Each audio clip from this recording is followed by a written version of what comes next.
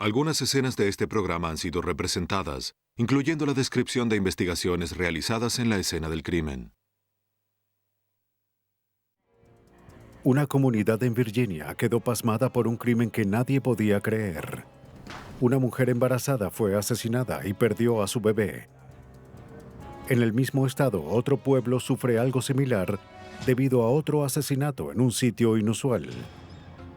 Se trata de dos crímenes impredecibles, sin testigos, pocas pistas y asesinos en fuga. Para resolverlo, los investigadores descifrarán el desenlace fatal.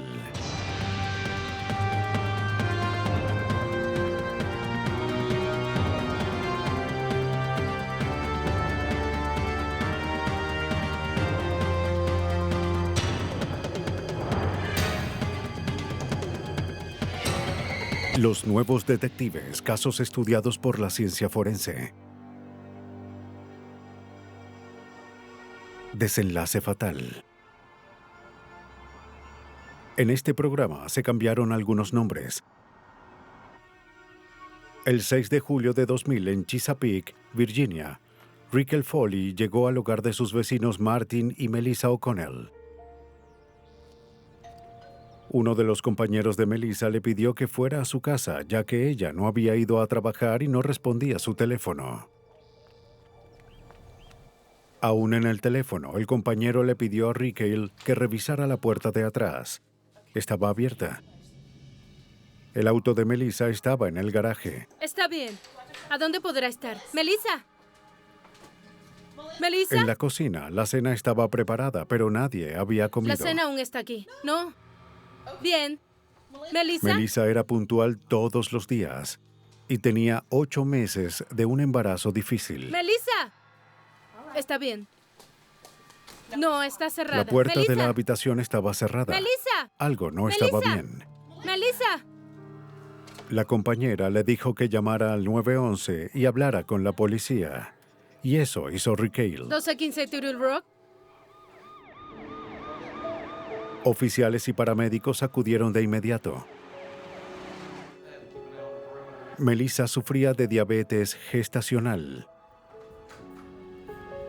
Si se había desmayado en su habitación, tenía el riesgo de caer en un coma diabético, poniendo en riesgo su vida y la del bebé. Tenían que encontrarla.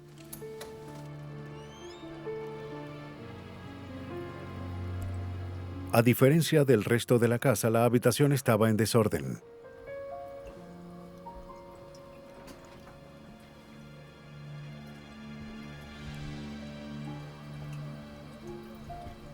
Luego hallaron un cuerpo boca abajo en la bañera.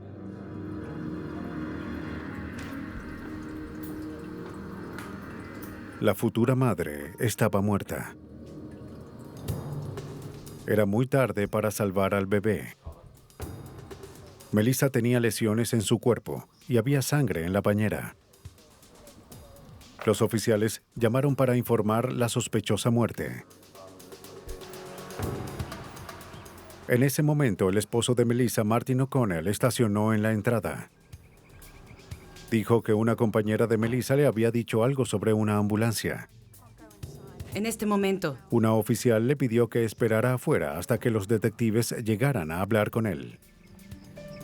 El detective de homicidios Tom Downing estaba de servicio esa mañana. Ya llegó el esposo. Cuando estaba en la patrulla, escuché la llamada en la que los investigadores solicitaban la presencia de los forenses y también de un detective.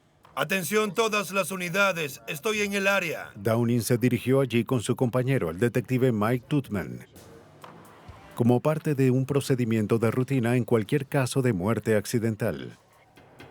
Teniente, ¿qué tenemos? Un oficial les informó lo que se sabía hasta ahora. Presencia de un cadáver, señales de posible robo en la habitación, una puerta abierta y un esposo que recién había sido informado de la muerte. Martin O'Connell estaba sentado en la entrada de la casa, al lado de la puerta del garaje, con la cabeza agacha. Parecía estar muy aturdido. Le pregunté si no había problema en que entrara en el auto para que el detective Toothman y yo pudiésemos interrogarlo. Martin les dijo a los detectives que trató de comunicarse con Melissa esa mañana. La vio por última vez la noche anterior. ¿Tiene alguna idea? Dijo que no tenía idea de qué le había ocurrido a su esposa. Durante la conversación observamos que tenía varias lesiones y una venda en un dedo. Cuando le preguntamos sobre eso, dijo que él y su esposa tuvieron una pelea la noche anterior. ¿Eso es todo lo que tienes que decir? Martin dijo que la noche anterior él y No puedo Melissa creer que- discutieron. No. En ¿Quieres cierto decir que punto crees que trató yo- de callarla tapándole la boca con su mano. ¿Sabes ¿Acaso qué? estás loca? ¡Lárgate! Estaba ¡Vete tan de aquí! furiosa que lo mordió en un ¡Lárgate dedo con ahora! fuerza.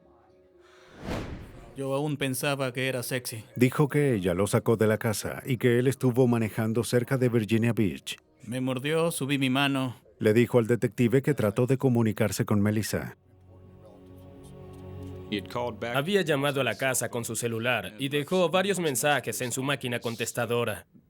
En ese momento, decía cosas como que estaba perdido en Virginia Beach y Melissa contestó y él le dijo, lo lamento.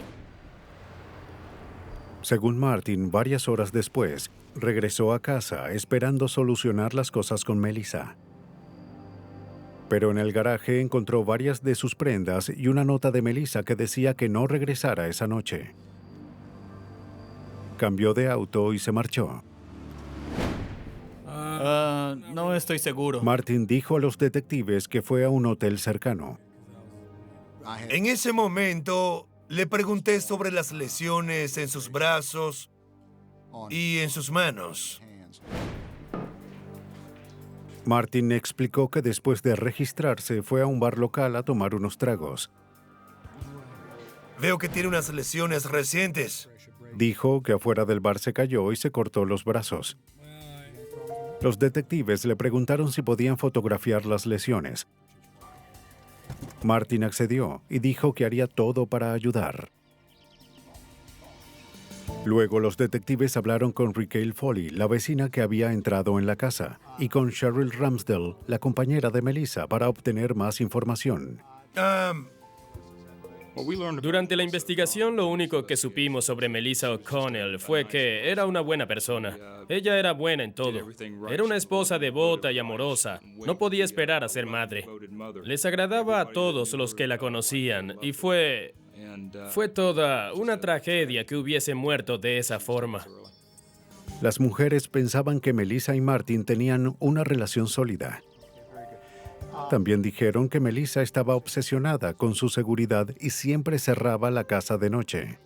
Nada físico, ¿está bien? Muchas gracias. Los investigadores esperaban hallar respuestas en la escena del crimen.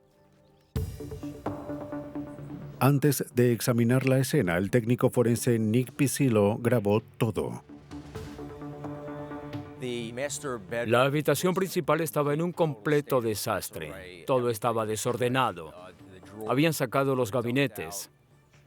El resto de la casa estaba impecable, a excepción de esa habitación. Parecían más señales de robo que de lucha. Pero no había sangre en el área. No hallamos nada de sangre. Y en ese punto no sabíamos qué ocurrió. En el baño, los técnicos encontraron un cigarrillo parcialmente quemado. Cerca de la bañera, hallaron varias velas rotas y un par de pantaloncillos. Anota esto por Bien. mí. Cerca de la bañera, el técnico forense Grover Davis observó los primeros rastros de sangre. El agua de la bañera tenía otro color y había varias manchas pequeñas cerca de la bañera y del área del suelo. Recogieron muestras para analizarlas en el laboratorio. Para los investigadores parecía un asesinato. Ahora debían averiguar quién habría querido matar a Melissa O'Connell y a su hijo no nacido.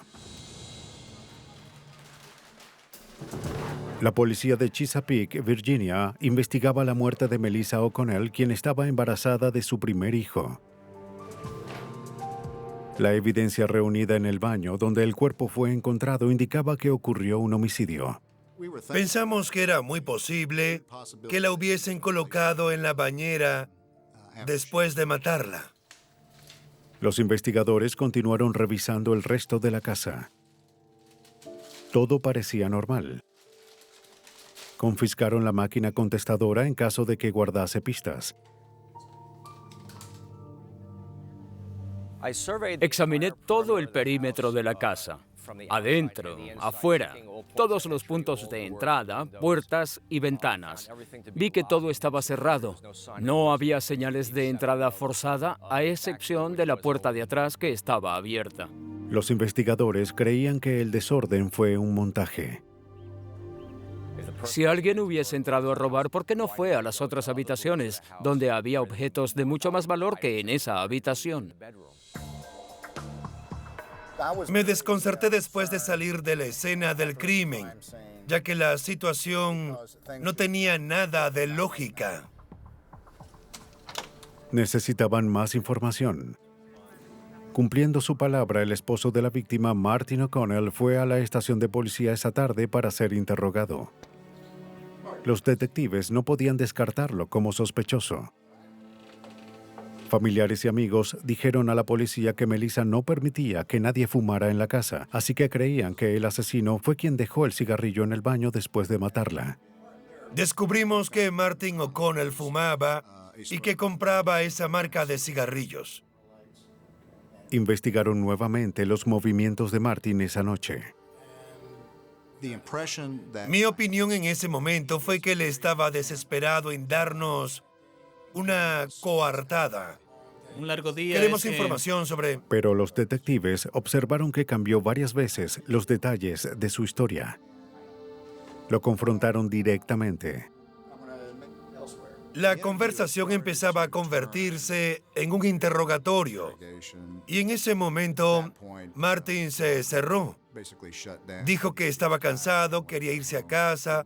Aceptó reunirse conmigo la mañana siguiente para terminar de hablar. Y dijo que tomaría una prueba de polígrafo. No sé lo que ocurrió, ya basta, solo quiero irme a casa. Lo que nos preocupó era que él nunca preguntó cómo había muerto su esposa. Nunca preguntó dónde la encontramos. No hizo preguntas sobre el bebé. Y esto era significativo, ya que normalmente eso es lo primero que alguien quisiera saber. Alguien querría saber estos detalles. Quizás la autopsia revelaría más pistas. La doctora Leah Bush dirigió el equipo médico. Cuando examiné el cuerpo de Melissa, me sorprendió la cantidad de heridas y raspones en su cuerpo que indicaban lesiones directas. Esta mujer fue golpeada. Definitivamente era un asesinato. Había heridas que indicaban que Melissa se había defendido. Luchó por su vida. Trató de protegerse a ella misma y a su hija no nacida de ser golpeadas hasta morir. Ahora había que encontrar a quien mató a la víctima y a su hija no nacida. ¿Podemos hablar, por favor? El detective Downing le preguntó a la doctora Bush sobre la mordida que tenía Martin O'Connell. Martin dijo que estaba frente a Melissa cuando le tapó el rostro con la mano. De esta forma, en su opinión... Eso sería mucho más congruente en el caso de que alguien tapara su boca para acallar sus gritos o como mecanismo de control y que ella mordiese el dedo de un lado ya que era parte cercana a ella, de esta forma. Y cuando ella lo mordió, no fue suave. Faltaba una parte de su carne. Esta era una mordida de alguien que trataba de salvar su vida. Con más datos que aparecían, Martin O'Connell se volvía más sospechoso. Pero los investigadores no tenían evidencia sólida para inculparlo a él o a alguien más. Los detectives Mike Tutman y Tom Downing aún no sabían exactamente dónde Melissa había sido asesinada. Coloqué mi mano así para... Lo habían hecho parecer un robo, pero pudimos ver que no tenía sentido. No fue un robo. Necesitábamos la ciencia para saber lo que ocurrió. Obtuvieron una orden para extraer muestras biológicas. Díganle que pase. Llamé a su abogado y le dije que tenía una orden para obtener el ADN y muestras de cabello y sangre de Martin. Y Martin vino a la estación y los paramédicos extrajeron la sangre y las muestras de cabello. Las muestras serían de ayuda para los próximos análisis. Los investigadores trataban de descifrar qué había ocurrido la noche en que Melissa murió. Martin afirmaba que Melissa mordió su dedo cuando tenían una discusión abajo. Martin nos dijo que la pelea, la confrontación que tuvieron la noche anterior, ocurrió en la sala. Incluso le dije que señalara el punto donde estaban en ese momento. Después de que nos dijo eso, mandamos examinar el lugar con luminol y determinamos que no había sangre allí. El técnico forense Grover Davis registró nuevamente la casa a fin de determinar dónde Melissa fue atacada. Sí, hay unas pequeñas marcas de sangre cerca de esta puerta. Al registrar la casa por segunda vez encontramos gotas diminutas que creíamos eran sangre o partículas de sangre en la puerta. Las encontramos en todo el suelo de madera y en la alfombra del closet. No las vimos antes ya que eran diminutas y no parecía que el closet hubiese sido tocado. Fue un hallazgo importante. En el suelo, procedimos a quitar parte de la madera en el área del closet y el área del suelo y una parte de la alfombra. Quitamos todas las áreas que podían tener sangre, cabellos o saliva, fluidos corporales. Y las enviamos al laboratorio forense. Perfecto, buen trabajo. La policía esperaba que esos hallazgos pudieran llevarlos Abajo, hasta el muchachos. asesino.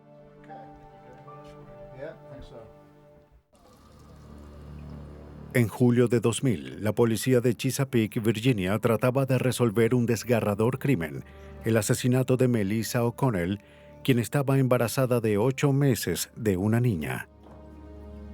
El principal sospechoso era el esposo de Melissa, Martin O'Connell, quien tenía heridas recientes que intentó explicar a la policía.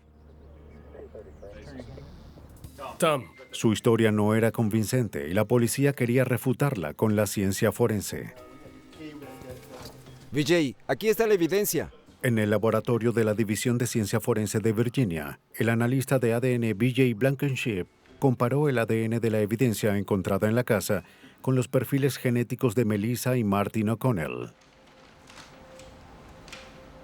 En la alfombra, la muestra que encontré coincidía con la sangre de Melissa.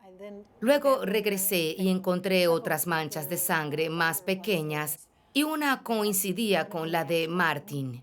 Y las otras 3 eran una mezcla de la sangre de Martin y Melissa. El que estuviesen mezcladas significaba que ellos estuvieron juntos cuando ocurrió el incidente. La analista luego hizo otro hallazgo importante. Mientras examinaba la alfombra del closet, miré hacia abajo y noté algo al lado de la mancha que era rojo.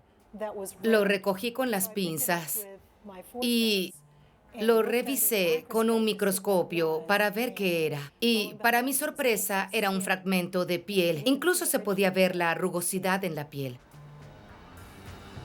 Esa rugosidad indicaba que la piel venía de un pie, una mano o un dedo. De inmediato llamé al departamento de policía para preguntar si el sospechoso tenía lesiones. Y sí, de hecho, tenía una herida en un dedo. Para la doctora Blankenship, era obvio que Martin O'Connell le mintió a la policía y que estuvo allí cuando su esposa fue asesinada. Martin O'Connell le dijo a la policía que la pelea ocurrió en el piso de abajo. La ciencia reveló una historia diferente. Nos indicó que todo sucedió arriba en el closet. Allí fue donde ocurrió la pelea. Los investigadores siguieron buscando evidencia circunstancial. Las amigas de Melissa dijeron que la pareja parecía feliz y emocionada por el bebé. Queremos hacerle unas preguntas. Pero cuando hablaron con los amigos de Martin, obtuvieron una historia diferente. Lo que descubrimos fue que él no quería ser un hombre de familia. Eso era lo contrario a su estilo de vida. ¿Está usted...? Los detectives también descubrieron algo alarmante. Martin se había ido del pueblo. Varios amigos creían que vivía con unos familiares en Florida. Martin se fue del estado sin someterse a la prueba del polígrafo como había dicho a los detectives. Pero como no había sido acusado, marcharse no era un crimen. Es algo inusual. Pero era claramente sospechoso. Por supuesto, Los detectives de Chesapeake contactaron a la policía de West Palm Beach, Florida, quienes acordaron vigilar la residencia de uno de los familiares de Martin. Pronto encontraron al sospechoso. Como la policía no podía vigilarlo las 24 horas, pasarían a menudo para no perderlo de vista. Les informo que... Mike. ¿Qué? En Virginia, los detectives aún trataban de encontrar un motivo Parece para que el nuestro asesinato. amigo Martin tenía una novia en San Diego. Luego recibieron la llamada de una mujer en San Diego, California, quien dijo que tuvo una aventura con Martin cuando él trabajó en el área varios meses ese año. Una relación allí con ella. Creo que es cierto. Todo empieza a aclararse. Cuando se enteró de la muerte de Melissa, se decidió a llamar a los oficiales. Tomen asiento. De acuerdo con esa información, el detective Toothman y yo viajamos a San Diego e interrogamos a una joven. Allí descubrimos mucho sobre Martin. De hecho, creo que estaba en desde San mayo. Diego por un periodo extenso cuando la conoció, pero nunca le dijo a esta joven que estaba casado y mucho menos que esperaba a una hija. ¿Una relación cercana? Sí. Le dijo a la joven que quería que se mudaran a Florida para que vivieran juntos. Después que supo que estaba casado, ¿no le dijo nada? En ese momento creo que nos dimos cuenta de que teníamos el motivo. Por favor, llámeme si recuerda algo más. Era hora de atrapar a Martin O'Connell, si podían encontrarlo. Después de varias semanas, la policía estaba lista para arrestar a Martin O'Connell por el asesinato de su esposa embarazada. Pero el sospechoso había huido a Florida. Fue visto en la residencia de un familiar en West Palm Beach, pero luego desapareció. Un oficial usó una trampa para encontrarlo. Habló con la familia sobre un informe de daños a la propiedad que Martin debía firmar para la asociación de condominio, diciendo que necesitaba hablar con Martin sobre eso. La mujer dijo que no sabía dónde estaba Martin, pero le diría que llamara. El día siguiente, el oficial recibió un mensaje de Martin O'Connell con un número de teléfono. Llamó al número y le dijo a Martin que necesitaba su firma en una denuncia de daños a la propiedad. Martin le pidió que se la enviara por fax, pero el oficial insistió en que necesitaba la firma original. Debía tener Bien, una señor dirección. O'Connell, ¿cuál es su dirección ahora? Se lo enviaré por correo y... Finalmente, Martin dio su dirección en Clearwater, Florida. El oficial llamó de inmediato a los detectives de Chesapeake y les dio la dirección. Ellos, a su vez, Gracias. llamaron a la policía de Clearwater y les contaron sobre el caso y la orden de arresto. Los oficiales vigilaron la dirección en Clearwater. Es él. No tardaron mucho tiempo en encontrar a Martin O'Connell, a quien lograron arrestar sin ningún tipo de incidentes y luego extraditaron a De frente Virginia. al auto, señor O'Connell. Mire al auto. ¡Ya! Fiscales y detectives unieron fuerzas para llevar este triste caso a juicio.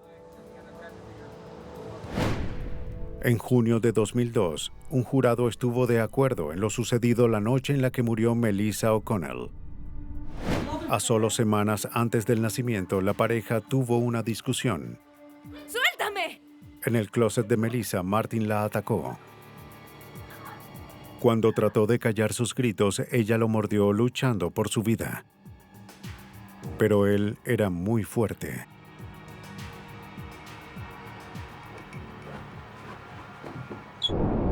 Martin O'Connell fue hallado culpable de asesinato y sentenciado a cadena perpetua sin libertad condicional. En ese tiempo, las leyes de Virginia impidieron que se le acusara de matar a su hija no nacida.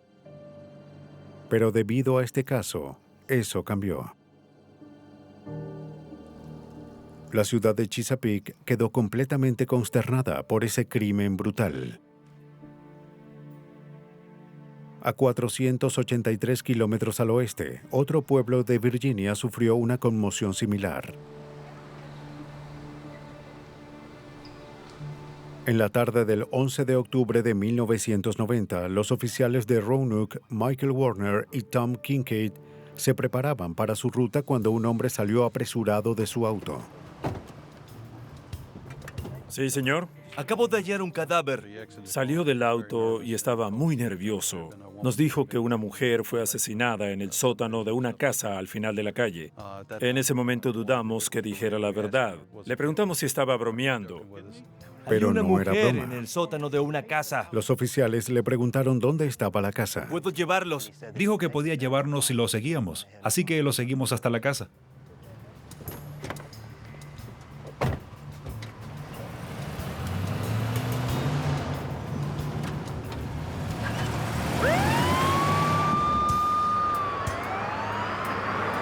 Mientras conducían hasta la casa cercana, llamaron para informar de un posible cadáver. En la casa, 2 mujeres esperaban.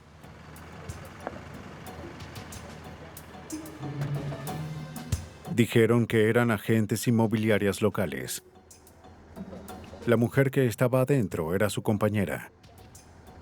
Estaba en el sótano, muerta.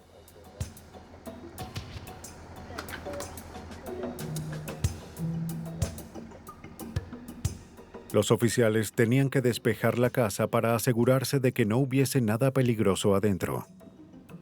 En la cocina hallaron un cuaderno y una tarjeta de negocios. Bajaron hasta el sótano. Rodeado de sangre estaba un cuerpo. Cuando vimos a la víctima, estuvimos seguros de que había muerto y que no podíamos brindarle primeros auxilios. Los oficiales llamaron a los detectives y a los técnicos forenses. ¿A qué hora llegaron? Afuera, los compañeros dijeron que la mujer se llamaba Caroline Rogers. ¿Algo que no sepamos? No, no lo creo. Después de ese momento, ella... Los compañeros fueron a la casa a buscar a Caroline, ya que ella no había ido a almorzar y encontraron el cuerpo. Ninguno vio a nadie que saliera de la casa. Los técnicos forenses de la policía de Roanoke llegaron. Junto con el forense, debían encontrar las pistas en la escena y determinar lo ocurrido dentro de la casa. También acudieron los detectives del condado. Ellos tratarían de usar esas pistas para hallar al responsable. Los oficiales les informaron sobre el aparente homicidio. Adentro en el sótano hay una mujer caucásica muerta. Él fue quien la encontró. Lo interrogué y tengo su declaración. El detective Phil Patrón sabía que era importante buscar evidencias. Es lo que tenemos hasta ahora. No pudimos encontrar a ningún testigo de inmediato. Solo teníamos a la víctima en el sótano. El técnico forense Rick Mutter ayudó a analizar el sótano.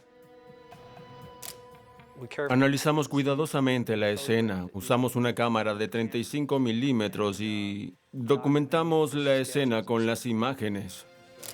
El forense William Macello examinó el cuerpo.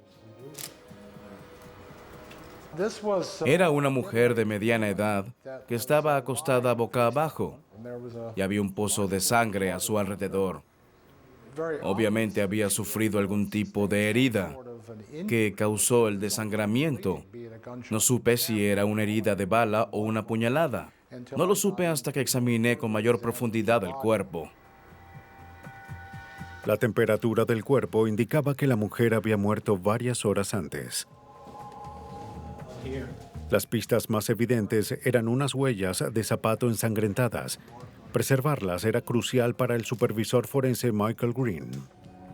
En la escena, tomamos fotografías de las impresiones. En las fotografías colocamos escalas para aumentar las huellas correctamente cuando llegaran al laboratorio.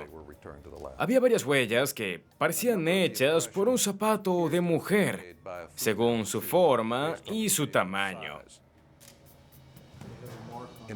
Además, había huellas que parecían hechas por un zapato mucho más grande. Uno con un talón y una suela mucho más grandes.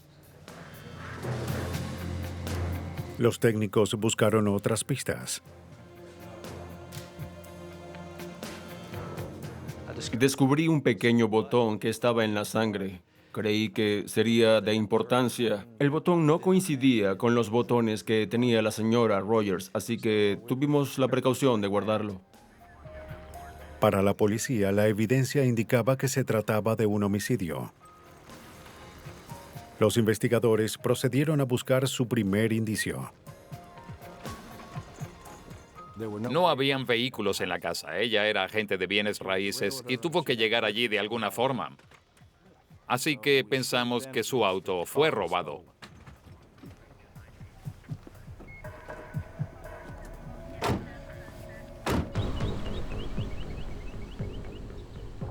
Cuando la policía contactó a la familia de Carolyn, averiguaron detalles sobre el auto y emitieron avisos de búsqueda. El teniente Warner fue parte del equipo que buscó el auto. Concentré mis esfuerzos en estacionamientos grandes, habitaciones de moteles y cosas similares en el área. Y cerca de las 9:30 o 10 de esa noche estaba en el centro comercial y vi el auto. Cuando lo hice me detuve y lo observé por varios minutos. Noté que no había nadie cerca. Atención, quiero información de John Lincoln Charles, 7865. Warner informó del hallazgo e hizo una rápida revisión del auto.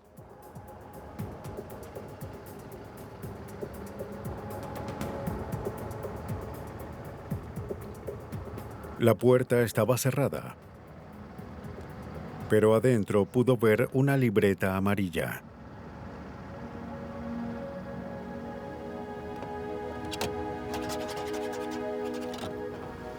La libreta parecía tener manchas de sangre. Si ese era el caso, podía ser de ayuda para atrapar a los asesinos. Los investigadores enviaron la libreta al laboratorio. El jefe de la policía de Roanoke, Ray Lavender, buscó más pistas. De inmediato notificamos a los vigilantes del centro comercial donde el auto fue encontrado y les dijimos que si encontraban evidencia o ocurría algo sospechoso, nos informaran, por ejemplo, como prendas de vestir que indicaran que alguien se había cambiado o incidentes similares. La mañana siguiente recibieron una llamada. Unos empleados de mantenimiento en el centro comercial encontraron un par de zapatos y los arrojaron en un contenedor. De inmediato revisamos el contenedor. Encontramos los zapatos. Tenían tacones similares a los zapatos que pudieron dejar las huellas ensangrentadas en la escena del crimen. Después, los marcamos como evidencia de inmediato y luego los enviamos al laboratorio. Los investigadores trataron de trabajar con rapidez. Quien hubiese cometido ese crimen tan brutal debía ser detenido de inmediato. La policía de Roanoke, Virginia, creía que 2 personas estaban involucradas en el asesinato de la agente inmobiliaria Carolyn Rogers. Los técnicos hallaron 2 huellas de zapatos diferentes en la escena y encontraron una libreta con posibles manchas de sangre. Pero los investigadores aún no tenían idea de quiénes eran los responsables o a dónde se encontraban. Esperaban encontrar más información con la autopsia. El asistente del forense William Macello dirigió el análisis post-mortem. La causa de la muerte de la víctima fue una puñalada en el pecho que atravesó el corazón y el pulmón derecho. En los extremos de la herida, el doctor observó marcas irregulares. Múltiples impactos directos en estas heridas indicaban que se usó un cuchillo para carne con una hoja dentada. El doctor también descubrió unas lesiones peculiares en la parte de atrás de la cabeza. Múltiples impactos directos. Ese es el tipo de lesión que uno observa cuando un tipo de objeto golpea la cabeza. Se fotografiaron las heridas para compararlas en caso de que se hallara el arma. La familia de la víctima dijo que ella llevaba joyas costosas, pero no se halló ninguna en el cuerpo. Las lesiones indicaban que alguien había removido a la fuerza su anillo y zarcillos. Esto vino del banco. Aunque estaba impactado y dolido, el esposo de Carolyn hizo lo que pudo para ayudar. Estos son los 3 cheques finales. Había revisado las cuentas bancarias de la pareja y descubrió que un No cheque conozco había ninguna sido Marcia cobrado el Smith. día del crimen. Un cheque de $500 por servicios de limpieza. Le dijo al detective Phil Patrón que era un cheque No falso. son nuestros cheques. Lo cobró una persona que el señor Rogers no conocía. De hecho, el señor Rogers dijo claramente que no pagaban ningún servicio de limpieza.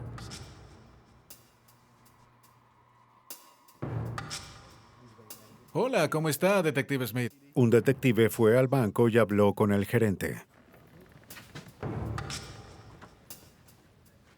El gerente había guardado el cheque que fue pagado a Marsha J. Smith. ¿La empleada que la atendió está trabajando hoy? En la División de Ciencia Forense de Virginia, los analistas examinaron el cheque. Para detectar huellas, el cheque falso fue rociado con un aerosol de ninidrina.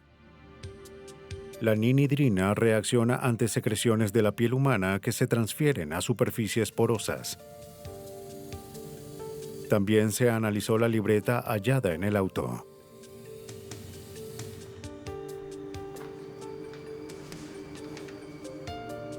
El forense Michael Grimm usó una plancha casera que emitió el calor y vapor para producir la reacción.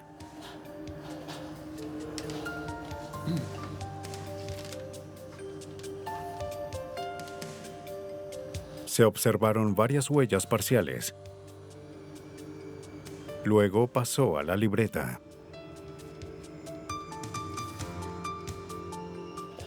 Durante el análisis, observamos una huella en la esquina inferior derecha de la primera página de la libreta.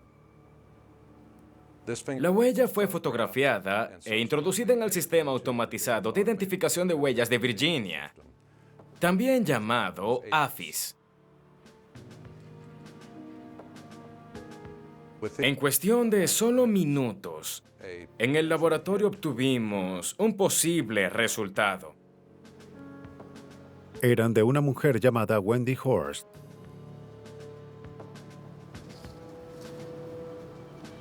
El detective Patrón investigó el hallazgo. Se encontró una dirección a nombre de Marsha Smith, cuyo nombre aparecía en el cheque falso. Los detectives fueron a Blacksburg, Virginia, a interrogarla.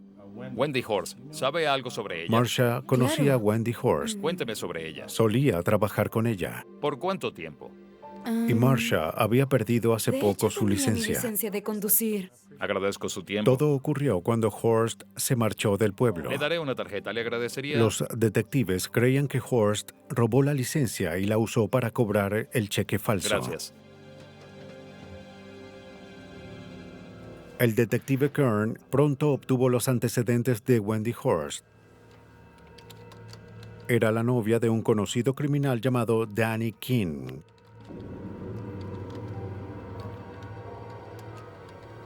Danny era un criminal con experiencia. Había estado involucrado en varios crímenes violentos. Acababa de salir de prisión cuando este crimen ocurrió. Llevaba 10 días libre de prisión. Danny es todo un despiadado, es realmente un criminal. La policía de Roanoke se dirigió a la última dirección de King y habló con uno de sus ¿Cómo le va? familiares. ¿Es la señora King? Sí, lo soy. Ella cooperó mucho con nosotros. Lamentaba las razones por las que habíamos tenido que ir a su casa.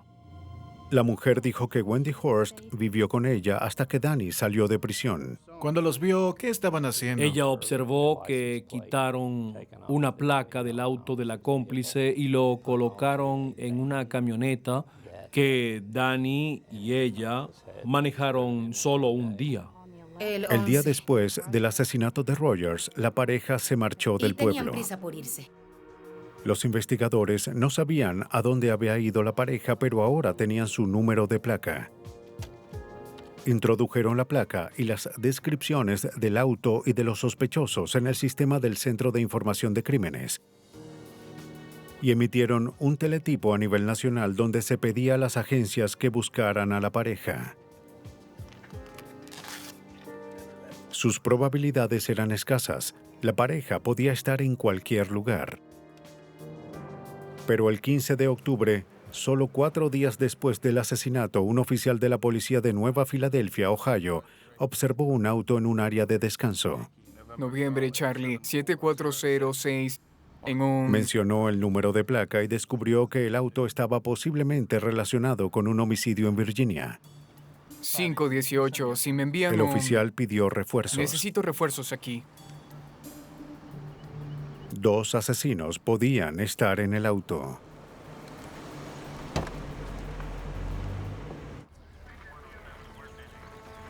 Cuatro días después del asesinato de Carolyn Rogers en Roanoke, Virginia, un oficial a 560 kilómetros en Nueva Filadelfia, Ohio, observó el auto relacionado con los 2 sospechosos.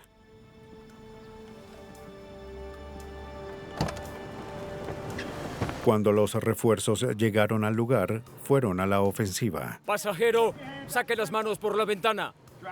Manos fuera de la ventana. Abran la puerta con la izquierda. En el asiento del pasajero estaba Wendy Horst. Salga del auto sin problemas y mire hacia acá. Mano derecha encima de la cabeza. El conductor era Danny King. Mano derecha encima de la cabeza, vamos. Ambos fueron arrestados sin problemas. Ella no tiene nada que ver en esto. Ponga las manos en el capó. No tiene nada que ver Manos con en esto. el capó. En su análisis preliminar del auto, los oficiales observaron un llavero con el logo de la empresa donde la víctima trabajaba.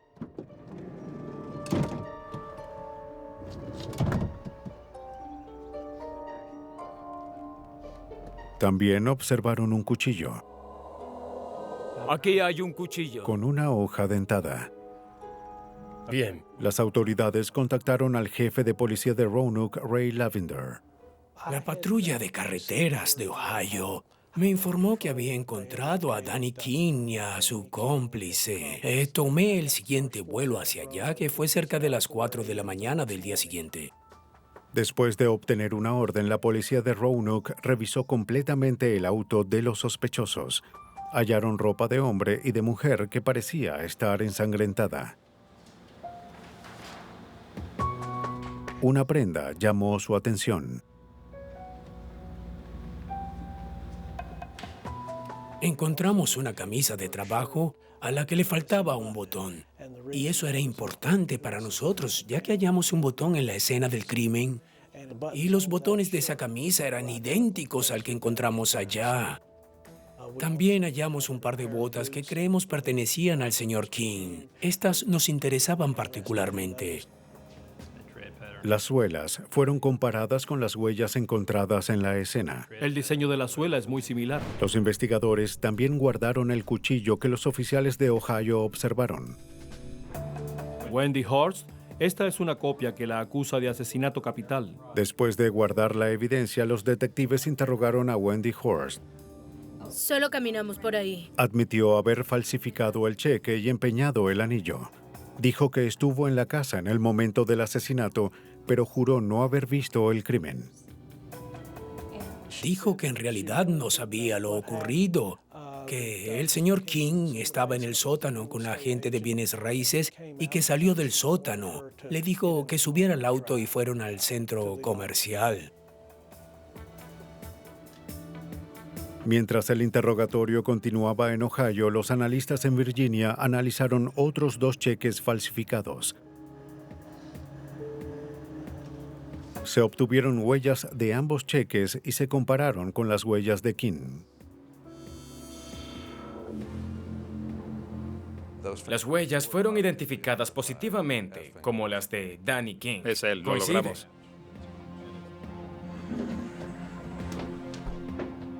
Era hora de interrogar a King. No. King negó tener No. algo que ver con el No asesinato. hallaron mis huellas en los cheques. No confesó nada. Estoy diciendo Pues que... yo le digo que Para probar lo ocurrido, los investigadores recurrieron a la evidencia quizás se forense. equivocaron. Michael Green comparó las huellas fotografiadas en la escena con los zapatos encontrados. El analista observó que había un fuerte parecido entre los tacones y las huellas más pequeñas en la escena, y una coincidencia entre las botas y las huellas más grandes. Luego comparó las impresiones hechas en tinta de los pies de los sospechosos con el desgaste hallado en los zapatos. Observó que eran similares. Horst no pudo ser descartada como la persona que llevaba los tacones, y las botas de David King coincidieron exactamente con las huellas. En nuestra opinión, esas características eran únicas en ese zapato. Los hallazgos fueron lo que el fiscal Randy Leach necesitaba para ir a juicio. Hubiese sido un caso muy difícil de enjuiciar sin la evidencia forense. En junio de 1991, el fiscal usó la evidencia forense para probar lo ocurrido a Carolyn Rogers. Tiene que reunirse con nosotros a las 10. Genial, no Danny uses King tu nombre. mandó a su novia a buscar agentes inmobiliarios porque supuestamente buscaban una casa. Dile que si nos puede ver más temprano. Carolyn Rogers tuvo la mala suerte de Me gustaría responder ver la una de llamada. sus casas en Jefferson Street. Sí, en la mañana sería mejor. Bien, muchas gracias. Adiós. Bien, ¿se reunirá con nosotros? Vamos. Muy sencillo. El motivo del crimen fue un robo. Bien, adelante. Danny King estuvo en prisión por varios años y había salido 10 días antes. No tenía dinero. Y el crimen fue cometido para obtener las joyas y el cuaderno de Carolyn Rogers, además de su dinero para tener lo que necesitaban a fin de irse de luna de miel. Son gabinetes muy costosos y de buena calidad, completamente nuevos. Ventanas, bueno, ahora no están terminadas, pero de hecho podrían convertirlo en 2 o 3 habitaciones o un gran cuarto familiar para los niños. Cuando entraron en el sótano, la novia de King decidió salir para fumar Está bien. Sí, saldré a fumar un cigarrillo. y dejó sola a Carolyn Vengo en un con Danny momento. King. Danny King era un hombre peligroso.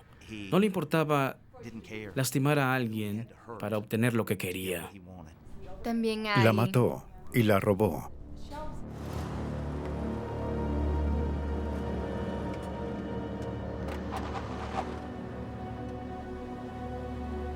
¡Vamos, vamos!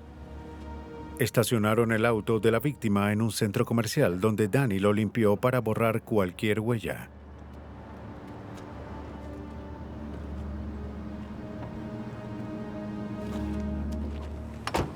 ¡Móntate! ¡Quítate los zapatos! ¡Déjalos! Le dijo a su novia que dejara sus zapatos. Pensó que había borrado los rastros de su crimen, cualquier conexión entre ellos y el asesinato. Pero los investigadores de Roanoke y los analistas hallaron la evidencia que necesitaban. Creo que sabe por qué Huellas está aquí. dactilares y de zapatos y un botón Los de cargos camisa. en su contra.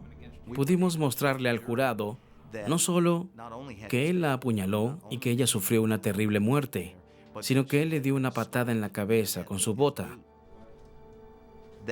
Eso ayudó muchísimo a sentenciar a Danny King y en que obtuviera el castigo más severo.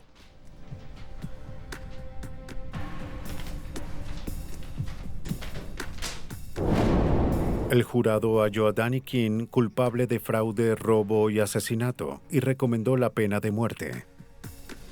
Fue ejecutado el 23 de julio de 1998. Wendy Horst fue acusada de ser cómplice del crimen y recibió 5 años. Después de ese tiempo fue liberada. Muchas víctimas de homicidio se colocan en situaciones peligrosas. Cuando la vida de un inocente es tomada, la policía y los forenses trabajan arduamente para hallar las respuestas de ese desenlace fatal.